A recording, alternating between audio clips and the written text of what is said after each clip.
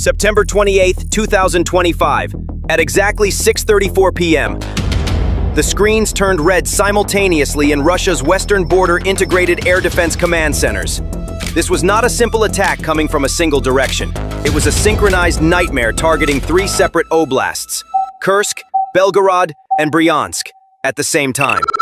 At that moment, two M142 HIMARS batteries had moved into firing position. They were positioned just behind civilian settlements north of Kharkiv. Dozens of low and medium altitude targets were advancing from Ukrainian territory deep into Russia. These were no ordinary FPV drones. They were UJ-26 Bober ER and Shyla 400 long-range kamikaze drones, each carrying warheads weighing 30 to 50 kilograms. The Panzer S1 and Tor M2 batteries in the area reacted immediately, the sky filled with flashes illuminated by missile trails and anti-aircraft artillery shells.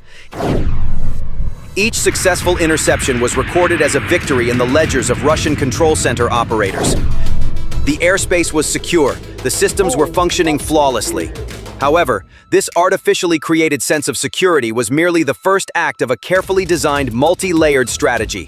While they hunted the noise in the sky, the real threat advanced silently and lethally in orbit, hidden behind this electronic cacophony. At that very moment, at the height of the chaos, 6 completely different high-speed trails appeared on the radar screens monitoring Belgorod. These were not drones. They weren't flying horizontally. They were diving straight down from the upper layers of the atmosphere at speeds exceeding 2.5 times the speed of sound.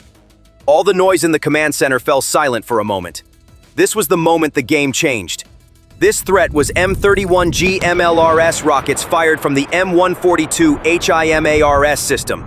Without hesitation, the Russian commander ordered the activation of the S-400 battery, which had remained silent until then and was stationed in a secret location, the most valuable asset in the area. The massive 92N6E gravestone radar emitted a powerful signal, locking onto all 6 targets, and within seconds, 648N6DM interceptor missiles were launched into the sky at Mach 6.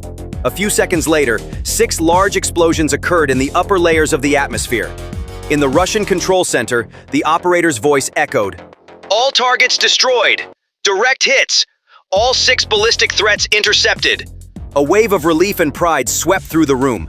They had repelled the most complex and multi-layered attack in their history. However, hundreds of kilometers away, in a secret underground headquarters in Ukraine, no one was disappointed.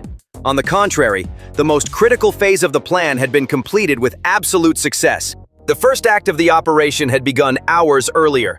A massive swarm of hundreds of UAVs had been sent to 8 different